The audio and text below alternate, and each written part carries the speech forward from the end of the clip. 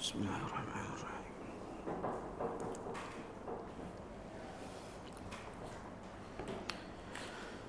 Kita mulai. Bismillahirrahmanirrahim. Assalamualaikum warahmatullahi wabarakatuh. Alhamdulillah wassalatu wassalamu ala Rasulillah wa ala alihi wa ashabihi wa mawalah, fala hawla wala quwwata illa billah. Allahumma salli ala nabiyyina Muhammad wa ala ali Muhammad. Allahumma inna nas'aluka ilman nafi'a wa rizqan thayyiba wa amalan mutaqabbala. Allahumma la ilma lana illa ma 'allamtana fa'allimna ma yanfa'una wa zidna ilma warzuqna fahma. Allahumma faqihna fid din wa 'allimna at-ta'wil ya arhamar rahimin. Alhamdulillah, segala puji bagi Allah yang masih memberikan kita waktu. Terlebih lagi kita berada di salah satu bulan haram yang mana ini adalah maraton bulan ibadah dari bulan Zulqa'dah, Zulhijjah sampai dengan bulan Al-Muharram. Ini adalah 3 bulan berturut-turut yang mudah-mudahan kita bisa memaksimalkan ibadah dan kita bisa mengurangi kesempatan untuk berdosa, karena ini bulan haram yang mana dosa bisa dilipat gandakan dan pahala juga dilipat gandakan. Semoga Allah jadikan kita semua bisa memaksimalkan setiap waktu-waktu terbaik yang Allah berikan. Amin ya rabbal alamin. Insyaallah hari ini kita lanjut kembali tentang Mukhtasar Ad-Da' wad-Dawa', yaitu ringkasan kitab Ad-Da' wad-Dawa'. Sebenarnya kitab Ad-Da' wad-Dawa' kalau dibuat mukhtasar bakal sama kayak kitabnya. Karena Ad-Da' wad-Dawa' sendiri kitab yang ringkas. Dan kalau ada penulis yang mencoba meringkas kitab Ad-Da' wad-Dawa', kayaknya dia menulis ulang apa yang ditulis Ibnu Qayyim, agak susah untuk meringkasnya. Jadi poin-poinnya pasti masuk semuanya dan hampir mirip dengan kitab aslinya. Bedanya mungkin dari sisi ketebalan, ya, penjelasan dan lain-lain. Mukhtasar lebih ringan dibaca dan lebih mudah untuk dipahami. Kita masih dalam pembahasan dampak-dampak dosa terhadap hati dan badan. Atharuz dzunubi wal ma'asi 'alal qalbi wal badani, yaitu dampak dosa dan maksiat kepada hati dan juga badan. Masuk pada poin yang ke-11. Wa minha wa huwa di sini dijelaskan di antara sebab dosanya juga, wa min akhwafiha 'alal 'abdi, yang paling ditakutkan terhadap seorang hamba adalah annaha tad'ufu al-qalba an iradatihi, akan melemah hatinya, fataqwa taubati bil kulliyah, maka hatinya melemah, keinginan untuk bertaubatnya jadi hilang. Ini yang paling parah mungkin dampak terhadap hati, ya, bisa membuat hati menjadi lemah dan membuat justru rasa taubat itu semakin menghilang di dalam hatinya. Falau mata nisfuhu lama taba ilallah. Kalau sudah mati setengah hati, dia tidak akan bertaubat kepada Allah Subhanahu wa taala. Fayati minal istighfari wa taubatil kadzabina bil lisani bi syai'in katsir. Akhirnya nampak banyak orang yang beristighfar dengan taubat dari lisan-lisan para pendusta. Mungkin kita juga pernah mengalami hal tersebut, ya, istighfar doang tapi masih ngelakuin, taubatnya doang tapi masih mengerjakannya. Wa qalbuhu ma'qudun bil ma'siyah, hatinya masih terikat dengan kemaksiatan. Musirrun 'alaiha, terjebak di dalamnya. Azimun 'ala muwaqa'atiha mata amkanahu, dan dia bertekad untuk selalu mengerjakannya kapanpun ia bisa. Jadi kalau hati sudah mati, melemahlah keinginan untuk bertaubat, makin terikat dengan maksiat dan makin punya tekad untuk melakukannya bisa mungkin, kapan mungkin yang dia inginkan. Wa hadza min a'zamil amradi wa aqrabiha ilal halak. Inilah penyakit yang paling parah dan yang paling mendekatkan kepada kebinasaan.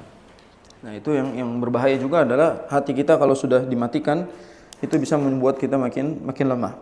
Wa minha annahu yansalikhu minal qalbi istiqbahuha fatasiru lahu 'adatan. Ini juga parah nih. Ketika kemaksiatan itu dihilangkan sisi buruknya di dalam pandangan kita. Fala yastaqbihu min nafsihi ru'yatan nasi lahu wala kalamahum fihi. Dia tidak lagi peduli terhadap pandangan orang terhadap dia dan ucapan-ucapan nasihat orang kepada dia. Ini yang kita sebut kalau orang hatinya sudah mati, telinganya terkunci, matanya juga buta.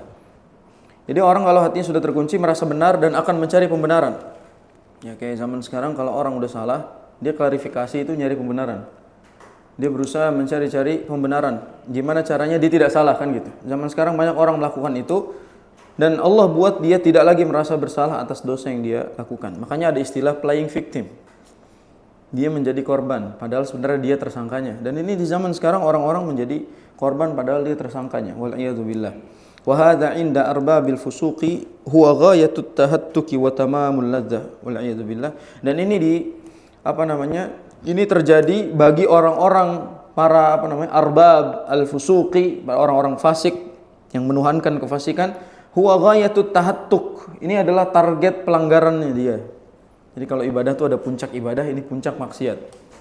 Wa tamamul ladzah, dan kesempurnaan kelezatan dia rasakan. Dia semakin senang kalau orang itu menyaksikan kemaksiatan dia. Ini bahaya nih.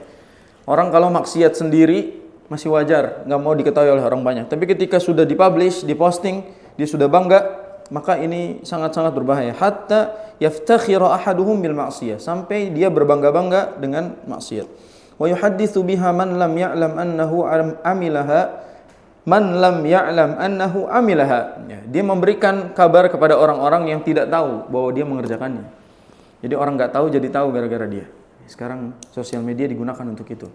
Sebutlah misalnya TikTok digunakan untuk share video-video yang tidak benar dan lain-lain, aurat dan lain-lain, live diizinkan sama sosial media. Akhirnya dia berbangga-bangga dengan hal tersebut sampai orang-orang pada akhirnya yang tadinya nggak tahu jadi tahu. Fayaqulu ya fulan, sampai dia mengatakan, wahai fulan, amiltu kadza wa kadza, aku barusan ngerjain ini dan itu. Banyak zaman sekarang senang dengan maksiat yang dia lakukan. Bakal dia bangga sekali dengan kemaksiatan yang dia lakukan.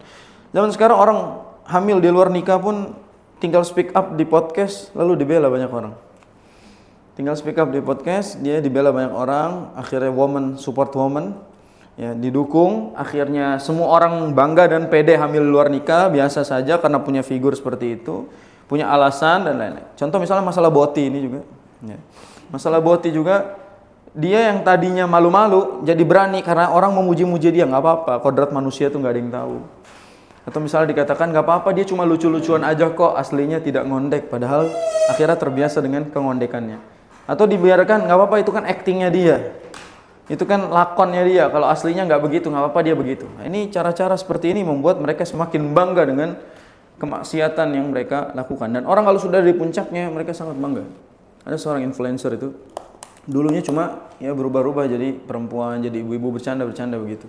Akhirnya didukung, banyak followersnya, banyak viralnya, dia operasi plastik. Ya, pasang implan, pasang ini, laki-laki tuh. Pasang implan terus dirubah mukanya pengen jadi perempuan. Dia mulai terobsesi bagaimana dia jadi perempuan di sosial media. Walaupun dia sendiri masih merasa pengen jadi laki-laki dan dia laki-laki. Cuma dia terobsesi untuk menampilkan sosok perempuan sebagaimana yang dia lakoni selama ini. Waliyadzubillah. Dan akhirnya semua orang melakukan itu dengan bangga karena memang didukung oleh banyak orang. Ini yang disebut ghayatut tahattuk. Kalau udah dari puncaknya, orang tuh ngerasa benar-benar udahlah ini puncak kelezatan dan tidak boleh ada yang mengganggunya. Ini yang disebut oleh Nabi SAW. Kama qala Nabi SAW, kullu ummati mu'afan illal mujahirin. Seluruh umatku itu dimaafkan, diampuni dosanya kecuali orang-orang yang mujahirin. Mujahirin adalah orang yang terang-terangan dalam melakukan dosa. Wa inna minal ijhari an yasturallahu al-'abda thumma yusbihu yafdahu nafsahu. Dan di antara bentuk berbangga-bangga dengan dosa adalah Allah tutup dosanya, tapi dia berbangga-bangga ngabarin kepada orang lain. Thumma yusbihu yafdahu nafsahu. Dia malah menjelek-jelekkan dirinya di depan orang, disebarkan keburukannya. Wa yaqul ya fulan amiltu yauma kadza wa kadza kadza wa kadza. Aku mengerjakan ini di sini begini. Akhirnya apa? Dia merasakan yang namanya tadi fayahattaku nafsahu, ini yang disebut tahattuk tadi. Tahattaka yatahattaku fi'ilnya. Jadi dia akhirnya merobek dirinya sendiri. Tahattuk tuh kalau bahasa ini apa ya? Sesuatu yang disobek gitu. Jadi diri kita kalau kita bongkar aibnya itu kayak disobek, dibongkar supaya orang-orang jadi tahu. Waqad bata yasturuhu rabbuhu. Padahal malamnya orang enggak tahu dia melakukan dosa, Allah tutup, pagi-pagi diceritain ke orang-orang. Sehingga wal'iyadzubillah kalau kita berbangga-bangga dengan hal tersebut, ini bisa membuat kita termasuk orang-orang yang hatinya dimatikan, dan kita yang support mereka termasuk orang-orang yang juga seperti mereka. Layaknya hadis man tasyabbaha biqaumin fahuwa minhum juga bisa diterapkan kepada hal ini.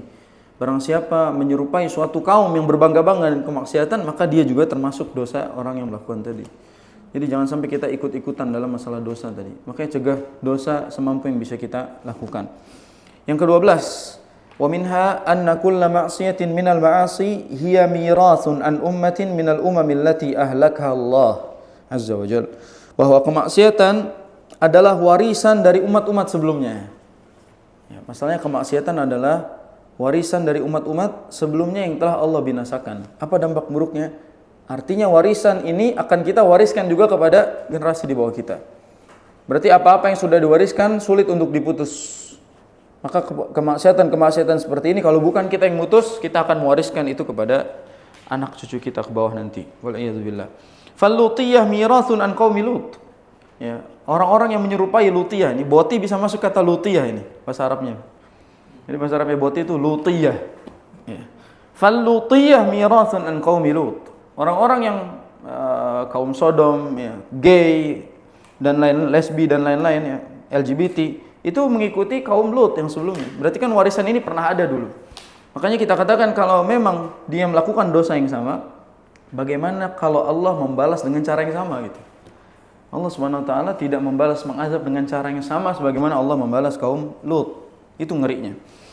Yang berikutnya wa akhdhul haqqi bizzaidi wa daf'uhu bin naqis mirathun an qaumi Syu'aib. Ya. Perbuatan curang, ya, mengambil yang bukan haknya atau korupsi ini maknanya juga, atau juga ngurang-ngurangin timbangan, itu kan warisan yang dilakukan oleh kaum Syu'aib. Yang kita waktu itu pernah bahas kaum Syu'aib ini, dia melakukan 3 kesalahan, di antaranya adalah dalam masalah curang timbangannya. Itu terjadi di zaman sekarang, itu semua ada contohnya. Berikutnya wal uluwu fil ardi bil fasad. Ya, diktator bahasa Indonesianya. Dia diktator, itu mirathun an qaumi Fir'aun. Itu warisan dari kaumnya Fir'aun. Jadi kita sekarang udah punya figur-figur gitu. Kalau ada yang begini, memang dulunya sudah ada yang melakukan hal tersebut. Wat takabbur wat tajabbur mirathun an qaumi Hud. Sombong, ya, berbangga-bangga, itu kelakuan kaumnya Hud. Fal 'asi labisun thiyaba ba'dhi hadhihi al-umam wa hum a'da'ullah. Orang yang bermaksiat adalah orang yang menjadi, kalau kita bahas objek yang menjadi pertimbangan atau penilaian suatu umat. Wa hum a'da'ullah, dan mereka itu adalah musuh-musuh Allah Subhanahu wa taala. Jadi kalau para pemaksiat itu melakukan hal yang sama sebagaimana orang-orang terdahulu, dia telah memberikan contoh untuk generasi-generasi berikutnya, dan dia akan jadi teladan untuk generasi yang akan datang. Sebutlah hari ini kita pandang Fir'aun gitu. Mungkin generasi yang akan datang, dia memandang tokoh di zaman kita ini sebagai tokoh kemaksiatan dia. Dan berikutnya akan begitu. Ya, lama-kelamaan orang akan terbiasa. Saya yakin koruptor juga bermula karena ada satu orang yang selamat. Akhirnya dia berani untuk korupsi. Ya. LGBT juga sama. Karena dia tidak dibungkam dan tidak diapa-apain, akhirnya dia punya banyak teman. Akhirnya sekarang merajalela, berkembang biak. Pacaran juga begitu. Di satu sekolah pacaran tidak ada yang negor, tidak ada yang marahin, nggak ada hukuman. Akhirnya mereka merasa aman dan akhirnya menjadikan semua itu jadi legal. Hal-hal seperti inilah yang membuat orang-orang bangga melakukan kemaksiatan. Mungkin antum tahu ya, ada seorang transgender yang kelaminnya sudah diresmikan menjadi gender perubahannya. Ya, jadi dianya dulu laki, berubah jadi perempuan, dan sudah diakui oleh negara dia sebagai perempuan. Ini yang legal seperti ini tentu membuat orang-orang mencontoh dia. Ini contoh pembahasan kita. Artinya orang-orang akan ngikutin dia, bikin legalitas negara, karena masuk negara juga diizinkan. Karena sama negara juga diberikan bukti legalitas. Akhirnya dia bangga dan berani melakukan itu. Sampai orang-orang juga komennya apa? Negara saja mengizinkannya, agama jangan ikut campur. Maka yang sudah seperti ini adalah puncak kita melakukan dosa. Nah, zaman sekarang kita harus update sama masalah seperti ini, dan para dai harus siap-siap menegur dari segala lini gitu. Dia harus bisa membackup itu dari segala lini agar umat itu tidak terperosok sama seperti orang tersebut. Menyelamatkan orang dari jurang itu tidak boleh mengorbankan para penyelamatnya nyebur juga ke jurang. Maka caranya adalah bagaimana kita memakai strategi agar menyelamatkan orang itu tanpa ngejorokin siapapun jatuh lagi ke jurang yang sama. Yang berikutnya yang ke-13. Ya, wa minha annal ma'siyata sababun li hawanil 'abdi 'ala rabbih wa suqutihi min 'ainihi. Kemaksiatan itu adalah sebab kehinaan di hadapan Allah, sebab kehinaan di hadapan Allah Subhanahu wa taala, wa suqutihi min ainihi, dan ya sama maknanya, jatuh dalam pandangan Allah Subhanahu wa taala. Dia diremehkan, dihinakan oleh Allah Subhanahu wa taala. Makanya orang kalau sudah mencari ridha manusia, dia akan mendapatkan sukhtullah. Kita tahu hadis dari Nabi SAW, man iltamasa ridhallah bi saqatin nas radhiyallahu anhu wa arda anhu an-nas. Barang siapa yang mencari ridha Allah dengan kemurkaan manusia, maka Allah akan ridha kepada dia dan manusia akan ridha sama dia. Tapi kebalikannya, barang siapa mencari ridha manusia sehingga mendatangkan murka Allah, maka Allah akan murka kepada dia dan seluruh manusia juga akan murka kepada dia. Jadi jangan berharap dengan melakukan dosa Allah Subhanahu wa taala akan memuliakan dia dan orang-orang akan suka sama dia gitu. Yang suka sama dia sekarang segelintir orang, tapi mayoritasnya akan menjatuhkan dan menghinakan dia. Ya, segila-gilanya orang yang ceramah sekarang memang ada pengikutnya, tapi kan hatersnya lebih banyak daripada pengikutnya. Itu jelas bahwa memang Allah Subhanahu wa taala membuat dia ada yang dengar, tapi yang tidak dengar dan marah sama dia lebih banyak. Qala Al-Hasan Al-Basri rahimahullah, Al-Hasan Al-Basri mengatakan apa? Hanu alaihi fa'asu. Hanu alaihi fa'asau walau azzu alaihi la'asamahum. Mereka hina karena bermaksiat kepada Allah Subhanahu wa taala. Mereka hina karena bermaksiat kepada Allah Subhanahu wa taala. Walau azzu alaihi la'asamahum. Kalau Allah memuliakan mereka, Allah akan jaga mereka dari maksiat. Jadi kata Al-Hasanul Basri, mereka beneran hina dengan kemaksiatan yang mereka lakukan, karena kalau mereka mulia, pasti Allah akan jaga mereka dari maksiat. Jadi kalau mereka jatuh ke kemaksiatan, berarti Allah sedang menghinakan dia. Wa idza hanal 'abdu 'ala Allah lam yukrimhu ahad. Kalau Allah sudah menghinakan seseorang, Allah sudah menghinakan seorang hamba, lam yukrimhu ahad, maka tidak ada yang memuliakannya seorang pun. Sebagaimana Allah berfirman, "Wa may yuhinillahu fama lahu min mukrim." Barang siapa yang dihinakan oleh Allah, maka tidak akan ada yang memuliakannya. Wa in 'azzamuhumun nasu fi adh-dhahiri li hajatihim ilaihim aw khaufan min syarrihim. Kalau manusia itu mengelu-elukannya, mengagung-agungkannya secara zahir karena kebutuhan, karena ada maunya. Aw khaufan min syarrihim, atau karena takut sama keburukan dia. Fahum fi qulubihim ahqaru syai'in wa ahwanuhu. Sebenarnya sejatinya dia tetap menjadi sesuatu yang paling hina di dalam hati para pengikutnya. Contoh misalnya kasus si Gufron ini gitu ya. Dia mungkin dibangga-banggakan seolah-olah punya pengikut dan lain-lain. Kalau Allah buka isi hati para pengikutnya, itu mungkin menghinakan juga gitu. Mungkin dia menjatuhkan juga, tapi karena ada tuntutan, kepentingan-kepentingan pribadi di balik itu membuat mereka harus seolah-olah menjadi pengikutnya. Boleh jadi semua orang yang punya akal juga menolak kehadiran orang tersebut. Yang menerima jelas hanya orang-orang yang tidak berakal. Yang ke-14, kita kebut saja ini tentang sebab-sebab. Yang ke-14, wa minha annal 'abda la yazalu yartakibu adh-dhanba hatta yahuna 'alaihi wa yasghura fi qalbihi. Seorang hamba akan selalu melakukan dosa sampai ia meremehkan dosa tersebut. Jadi dampak buruknya adalah semakin sering berdosa, semakin remeh dosa tersebut di dalam diri kita. Wadzalika alamatul halak, itu adalah tanda kebinasaan. Fa inna dzanba kullama saghura fi 'ainil 'abdi 'azuma 'indallah. Ini di garis bawah ini. Fa inna dzanba kullama saghura fi 'ainil 'abdi 'azuma 'indallah. Sejatinya dosa setiap kali terasa kecil di pandangan manusia, sejatinya itu besar di hadapan Allah Subhanahu wa taala. Makanya nasihat para salaf jelas ya. La tanzur ila sigharil ma'siyah walakin inzur ila 'azamati man asait. Jangan lihat kecil besarnya maksiat, tapi lihat siapa atau betapa besarnya yang kita maksiati, yaitu Allah Subhanahu wa taala.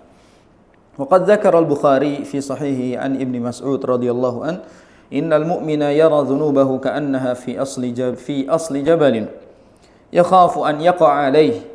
Wa innal fajira yara dhunubahu kadhubabin waqa'a ala anfihi faqala bihi hakadha fatara. Ini sering kita bahas di tempat ini. Saya ingat mungkin 3 kali saya bahas di sini perkataan ini. Ibnu Mas'ud di tempat ini. Ibnu Mas'ud mengatakan sungguhnya seorang mukmin melihat dosanya ka'annaha fi asli jabal, seperti dia berada di kaki gunung. Lalu apa? Yakhafu an yaqa'a alaihi. Dia takut gunung itu akan menimpa dirinya. Wa innal fajira yara dhunubahu kadzubabin. Adapun orang yang sering berbuat dosa melihat dosanya seperti zubab. Apa makna zubab? Lalat. Ya. Dia menganggap dosa itu seperti lalat yang melewat waqa'a ala anfihi, yang mungkin lewat di hidungnya. Lalu faqala bihi hakadha, lalu dia tepok gitu aja. Fatara, lalu lalat itu pergi.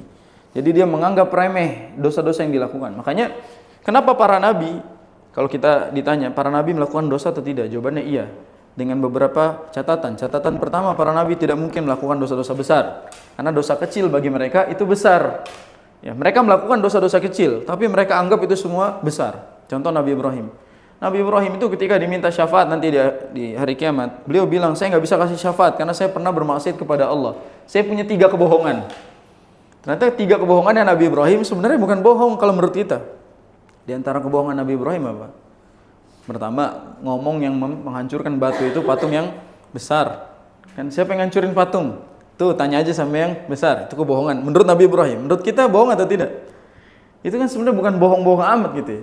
Ya, itu demi membela Allah Subhanahu wa taala. Yang kedua, bohong juga adalah ketika di hadapan kaumnya mengatakan ini sakim, aku sakit. Nabi Ibrahim bukan bohong saat itu. Sakit sebenarnya sakit hati menurut para mufassir. Jadi bukan, memang tidak sakit secara zahir, tapi hatinya sakit melihat kaumnya dan ayahnya melakukan kesyirikan. Ini disebut bohong sama Nabi Ibrahim, bayangin. Berarti menurut mereka, yang seperti ini saja mempengaruhi sekali kehidupan mereka. Kalau kita ditanya, ada berapa kebohongan yang membuat kita sulit nanti hisab di hadapan Allah? Nabi Ibrahim cuma gara-gara kebohongan ini, merasa nggak akan mungkin doanya didengar untuk minta syafaat. Kita gimana? Nah, kita berbangga diri dengan dosa-dosa yang banyak ini, dan kita tidak sadar itu besar. Wal'iyadzubillah. Wa qad dzakara wa minha anna, yang ke-15 sekarang. Kita masuk pada dampak yang ke-15. Wa minha anna ghairahu minan nasi wad dawabi ya'udu alaihi syu'mu dzunubihi. Bahasa gampangnya gini. Yang kena dampak dosa itu bukan cuma dirinya, tapi seluruh makhluk sekitarnya. Dampak dosa bukan hanya dirinya saja, namun seluruh makhluk sekitarnya. Fayahtariqu huwa wa ghairuhu bi syu'mi dzunubi wadh-dhulmi, maka dia menularkan dosa-dosa tersebut kepada sekitarnya, keburukan-keburukan. Dan kita waktu itu sampaikan bahwasanya tunggangan ya kan bisa jadi tidak benar gara-gara dosa orang yang menungganginya. Anak jadi bandel, istri jadi kasar dan lain-lain. Itu gara-gara dosa si pelakunya. Sehingga seperti ini ngaruh. Jadi kalau tiba-tiba motor mogok padahal baru diservis dan lain-lain, kayaknya harus banyak istighfar. Jadi kita harus banyak, mungkin gara-gara dosa kita yang banyak itu ngaruh sama motor kita, ngaruh sama kendaraan kita.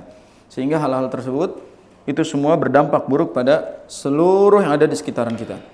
Yang ke-16, waqala, sebelum itu kita bacakan dulu apa yang disebut oleh Imam Mujahid. Waqala Mujahid, innal bahaima tal'anu usata bani Adam idza ishtaddatis sanah wa amsakal matar wa taqulu hadza bi syu'mi ma'siyati ibni Adam.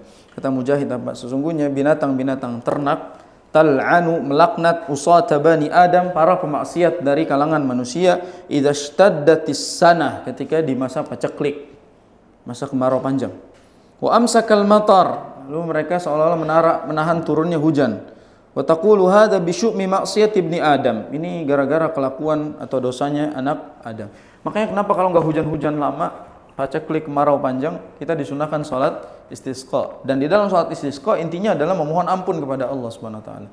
Sehingga alasan hujan tidak turun boleh jadi karena dosa-dosa kita. Dan Nabi Nuh juga diperintahkan hal yang sama oleh Allah Subhanahu wa taala, faqultu astaghfiru innahu kana ghaffara, baru yursilis samau alaihi midrara, dan seterusnya. Jadi untuk turunnya hujan, untuk turun nikmat ternyata berpengaruh dari dosa-dosa kita. Makanya disuruh istighfar. Yang ke-16 sekarang. Wa minha annal ma'siyata turithu dzulla wala budda. Kemaksiatan itu mewariskan kehinaan. Mewariskan kehinaan atau bahasa gampangnya menghinakan diri. Fa innal izza kullal izzi fi taatillah. Sungguhnya kemuliaan, seluruh kemuliaan ya, itu berada dalam ketaatan kepada Allah. Sebagaimana Allah berfirman, "Man kana yuridul izzata falillahil izzatu jami'a." Barang siapa yang menginginkan kemuliaan, maka Allah lah sang pemilik kemuliaan itu semua. Ai falyatlubha bi taatillah. Maka minta kemuliaan itu dengan taat kepada Allah Subhanahu wa taala. Fa innahu la yajiduha illa fi taati. Kita tidak akan mendapatkan satupun kemuliaan kecuali dengan ketaatan kepadanya. Wa kana min du'a ba'dis salaf. Para salaf berdoa. Di antara doa yang sering dipanjatkan oleh para salaf adalah Allahumma a'azzani bi ta'atik wa la tudhillani bi ma'siyatik. Ya Allah, muliakanlah aku dengan ketaatan kepadamu dan jangan hinakanku dengan kemaksiatanku kepadamu. Itu artinya Allahumma a'izzani bi ta'atik wa la tudhillani bi ma'siyatik. Ya Allah, muliakanlah aku dengan ketaatan kepadamu dan jangan hinakan aku dengan kemaksiatan kepadamu. Ini doa yang sering dibacakan dan bisa kita hafal, pendek doanya. Yang berikutnya, waqal Hasan Basri mengatakan innahum wa in taqtaqat, lihat bahasa Arab nih. Ini fiilnya sangat asing. Saya temukan banyak sekali fiil asing di tulisannya Ibnu Qayyim. Nanti kita bahas secara bahasa. Innahum wa in taqtaqat. Apa itu taqtaqat? Lihat di bawah tuh ditulis. At-taqtaqah sautu qawaimil khail 'alal ardi as-salbah. Taqtaqah itu suara hentakan kuda. Jadi ketika berjalan suara hentakan kuda itu disebutnya taqtaqat fiilnya. Taqtaqa yataqtiqu. Itu fiil.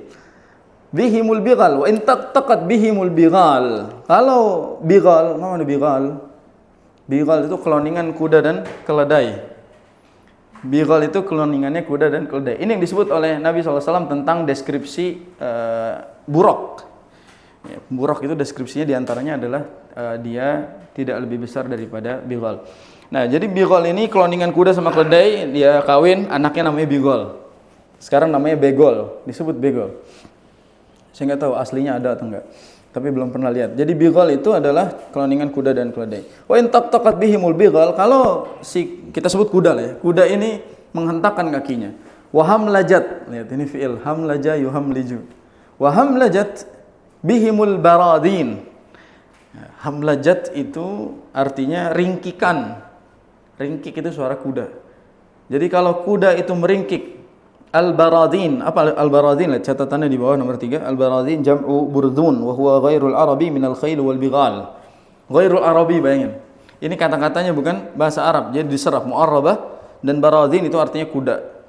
Sehingga kalau kita mendengar ya, innahum wa in taqtaqat bihimul bighal, kalau kita mendengar suara hentakan kuda bighal, wa hamlajat bihimul baradin, dan juga ringkikan si kuda ini, inna dhullal ma'siyati la yufariqu qulubahum. Sesungguhnya kehinaan maksiat tidak memisahkan mereka. Aballahu illa an yudhilla man asah. Allah SWT mengabaikan mereka kecuali illa an yudhilla man asah, kecuali Allah menghinakan orang-orang yang memaksiatinya. Jadi bahasa gampangnya, sekalipun ya ada hentakan sekencang apapun, para pemaksiat itu tidak akan goyang, dia tetap hina di hadapan Allah Subhanahu wa taala. Jadi mau gimana juga pengikutnya, mau sekeras apapun speak up-nya.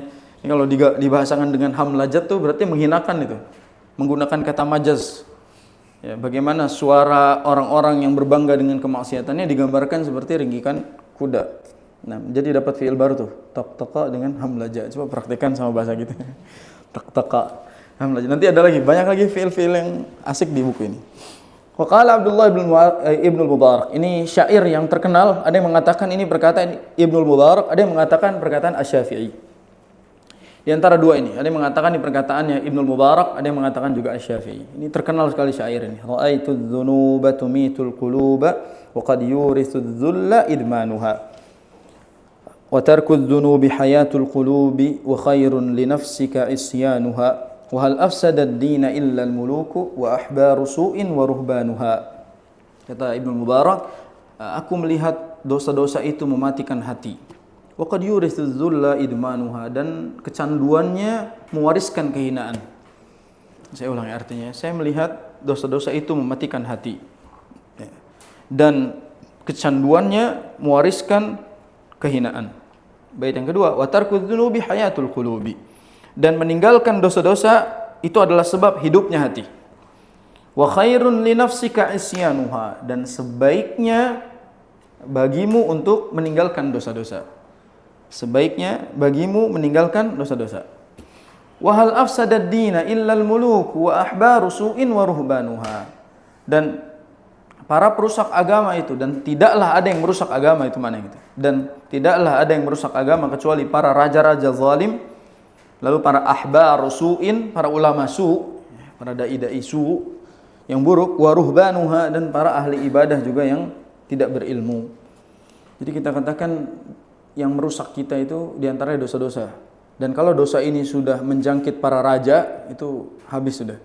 Lalu juga menjangkit para ahbaru su'in, para dai-dai terkenal yang memang sudah banyak pengikutnya, ini bahaya. wa ruhbanuha, dan juga para ahli ibadah yang tidak berilmu.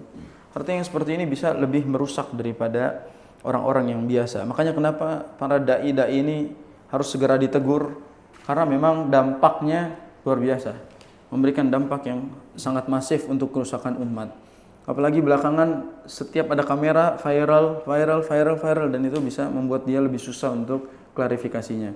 Jejak digital itu seumur hidup ya, sehingga kita harus rela mengucapkan maaf lebih cepat daripada nantinya malah salah dan menyebar kesesatannya kepada umat.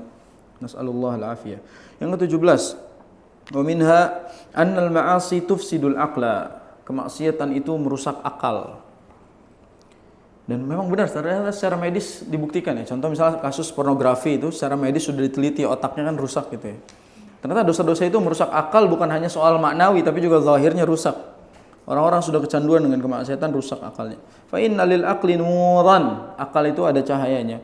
Wal maksiyatu tudfi'u nural aqli, dan kemaksiatan itu mematikan cahaya akal. Wala budda, ya, dan pasti kayak begitu. Wa idza tufi'a nuruhu dha'ufa wa naqusa. Kalau cahayanya sudah dimatikan, maka dia akan melemah dan juga akan berkurang kualitas otaknya. Sekarang bahkan orang-orang udah tahu ini, kalau orang misalnya kecanduan dengan game, kecanduan dengan porno dan lain-lain, ketahuan kualitas pola pikirnya seperti apa, lola orangnya kan gitu. Jadi yang kayak gini-gini bukti bahwasanya memang merusak akal. Waliyadzubillah. Wa qala ba'du salaf, para salaf mengatakan, ma asallaha ahadun hatta yaghiba aqluhu. Waliyadzubillah. Tidaklah seorang bermaksiat kepada Allah sampai Allah hilangkan akalnya. Ini bisa jadi quotes nih. Ma asallaha ahadun hatta yaghiba aqluhu. Tidaklah seorang bermaksiat kepada Allah sampai Allah hilangkan akalnya. Yang ke-18. Benar enggak ya? Sekarang ke berapa ya? Benar ya, 18. Yang ke-18, wa minha anna adz-dzunuba idza takatsarat tubi'a ala qalbi sahibiha. Dosa kalau sudah banyak, tubi'a ala qalbi sahibiha, maka dia akan mengunci hati pemiliknya. Fakana minal ghafilin, maka dia termasuk orang-orang yang ghafilin, orang-orang yang lalai. Kama qala ba'dus salafi fi qoulihi ta'ala, sebagaimana Allah berfirman, kalla bal rana ala qulubihim ma kanu yaksibun, dalam surat Al-Mutaffifin. Kalla, ya, bal rana, hati mereka itu tertutup. Rana itu artinya menutupi. Ala qulubihim, hati mereka tertutupi, ma kanu yaksibun, karena perbuatan-perbuatan mereka. Jadi hati mereka tertutup karena kemaksiatan yang mereka lakukan. Qala huwa dzanbu ba'da dzanbi. Kata para salaf, yang dimaksud perbuatan di sini adalah dosa yang ditutup dengan dosa lagi. Dosa diikuti dengan dosa lagi. Terus dosa. Ini adalah cara mematikan atau menutup hati kita semua. Waliyadzubillah. Yang ke-19, wa minha, saya nulis angka ini. Yang ke-19, wa minha anna adz-dzunuba tudkhilul 'abda tahta la'nati Rasulillah sallallahu alaihi wasallam. Waliyadzubillah. Bahwa dosa-dosa itu memasukkan seorang hamba pada laknat dari Rasulullah SAW. Rasul melaknat para pemaksiat. Fa innahu la'ana 'ala mu'asin wa ghairuha akbar minha. Fa hiya aula bidukhuli fa'iliha tahta al-la'nah. Jadi Rasul SAW itu melaknat banyak dalam hadis-hadisnya, beberapa kasus setiap perbuatan-perbuatan itu. Allah melaknat ini, Allah melaknat ini, Allah melaknat ini. Nah, kalau orang yang melakukan maksiat itu secara umum, maka masuk ke dalam kategori laknat. Itu contohnya. Fala'anal washimata wal mustaushimah. Apa makna al-washimah wal mustaushimah? Al-washimah itu adalah pembuat tato. Adapun al-mustaushimah adalah yang ditato. Menariknya, secara bahasa muannas atau muzakkar? Al-washimah, mustaushimah, muannas. Kenapa? Karena dahulu yang menato dan yang ditato itu perempuan. Jadi zaman jahiliyah dahulu yang suka nato dan ditato itu perempuan. Nah, zaman sekarang justru kebalikannya. Maka hadisnya melaknat al-washimata. Wah, Ustadz, berarti yang laki nggak dapat, karena hadisnya yang nato perempuan. Berarti perempuan yang nato dapat laknat. Justru pada hukum awalnya yang bertato dan yang menato itu perempuan. Sehingga kalau sekarang ada laki-laki bertato, kena dua pelanggaran. Pelanggaran pertama nato, kedua dia ngikutin perempuan. Berarti dua laknatnya. Waliyadzubillah. Berikutnya adalah al-wasilata wal mustausilah. Apa al-wasilah? Wasilah adalah orang yang menyambung rambut, nambah rambut. Wal mustausilah adalah jadi yang menyambungnya kena laknat, yang rambutnya disambung juga kena laknat. Jadi si yang melakukannya dan yang disambung rambutnya juga kena laknat. Wan namisah wal mutanammisah. Apa namanya namisah? Namisah adalah yang mencabut atau mencukur alis. Wal mutanammisah adalah si orangnya yang alisnya dicukur. Zaman sekarang perempuan jangankan suaminya dipercaya, Allah aja dikritiki itu, dikritisi. Allah udah buat dia alis segini, dihapus sama dia. Dia buat lagi yang baru di atasnya. Karya Allah Subhanahu wa taala aja menurut dia enggak bagus gitu. Jadi gimana antum mau didengarkan sebagai laki-laki? Mereka mengkritik ciptaan Allah Subhanahu wa taala. Jadi sampai kalau dicukur habis alisnya, lalu dia buat sulam alis, dia buat lagi, ada laknat dari Rasulullah SAW. Berikutnya adalah al-washirah wal mustaushirah. Washirah adalah orang yang tukang ngikir gigi.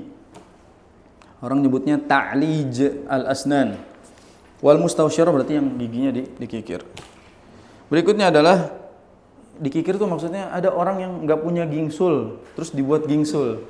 Nah itu maksudnya al-washirah. Jadi misalnya giginya tuh pengen dibuat gingsul, biar kan dulu kecantikan itu macam-macam ya. Kalau ada gingsulnya dibilang cantik, sehingga dia bikin gingsul dikikir dibentuk gingsul, maka dia termasuk laknat dalam hadis ini. Jadi kalau itu terjadi, ada antum nggak tahu ada kisah orang membuat giginya jadi taring semua itu. Jadi dikikir kan, dijadiin taring semua, itu nggak boleh karena dilaknat oleh Rasul SAW. Berarti pelaku-pelaku ini kan dilaknat. Para pemaksiat secara umum juga masuk ke dalam laknat yang disebutkan oleh Rasul SAW.